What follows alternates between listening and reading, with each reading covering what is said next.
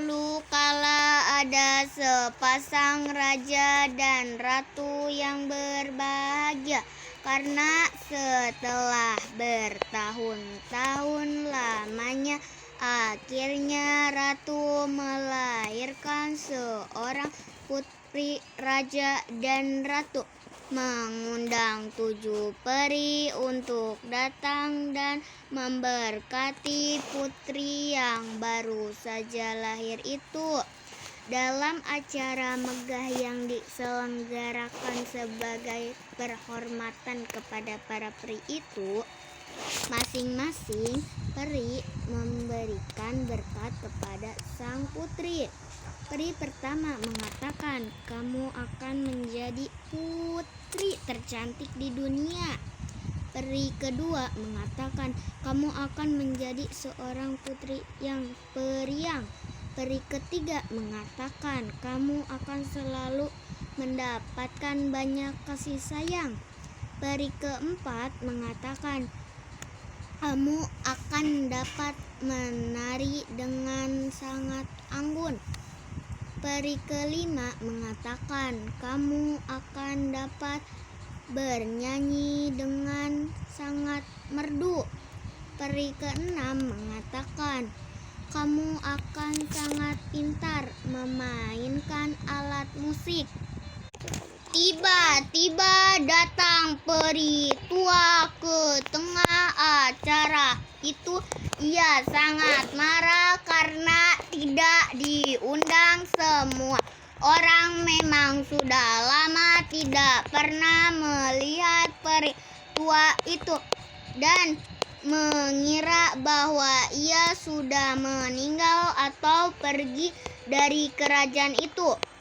Peri tua yang marah itu mendekati sang putri dan mengutuknya, "Jarimu akan tertusuk jarum pintal dan kamu akan mati." Kemudian peri tua itu pun menghilang. Semua orang sangat terkejut. Ratu pun mulai menangis. Peri ketujuh mendekati sang putri dan memberikan berkatnya. "Aku tidak bisa membatalkan kutukan, tapi aku dapat memberikan berkatku supaya putri tidak akan mati karena terkena jarum pintal, melainkan hanya tertidur pulas selama 100 tahun. Setelah 100 tahun, seorang pangeran tampan akan datang untuk membangunkannya." Raja dan ratu merasa sedikit lega mendengarkannya. Mereka lalu mengeluarkan peraturan baru bahwa di kerajaan itu tidak boleh ada alat pemintal satupun. Mereka menyita dan menghancurkan semua alat pemintal yang ada di kerajaan itu. Pada suatu hari, di saat putri berusia 18 tahun, raja dan ratu pergi sepanjang hari. Karena kesepian, sang putri berjalan-jalan menjelajahi istana dan sampai di sebuah loteng. Di sana ia menjumpai seorang wanita tua yang sedang memintal benang menggunakan alat pemintal. Karena belum pernah melihat alat pemintal, sang putri sangat tertarik dan ingin mencoba. Wanita tua itu sebenarnya adalah penyihir tua jahat yang dulu mengutuknya saat sang putri masih bayi. Sang putri mendekati wanita tua itu dan sengaja wanita tua itu menusukkan jarum ke tangan sang putri. Sang putri jatuh tak sadarkan diri karena terkena kutukan. peri tua jahat tertawa puas dan menghilang dalam kegelapan. Saat raja dan ratu kembali, mereka dan seluruh pegawai kerajaan kebingungan mencari sang putri. Saat mereka menemukannya, raja tersadar bahwa kutukan peri tua jahat telah menjadi kenyataan. Sang putri lalu dibawa ke kamarnya dan dibaringkan di tempat tidurnya. Raja lalu mengirimkan kabar mengenai peristiwa itu ke peri ketujuh yang baik hati. Peri ketujuh yang baik hati lalu bergegas ke istana. Ia memutuskan untuk menidurkan semua orang di istana itu supaya kelak saat kutukan putri berakhir, mereka semua akan bangun bersama-sama.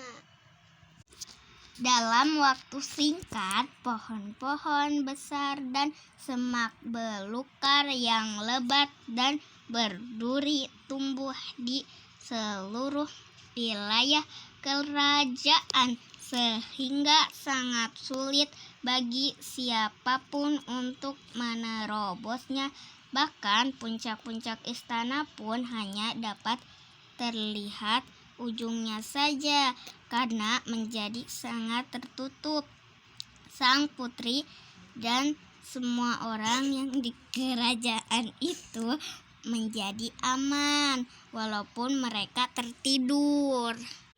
Setelah masa 100 tahun berakhir, seorang pangeran tampan yang kebetulan sedang berburu di dekat wilayah kerajaan itu melihat pucuk-pucuk istana itu.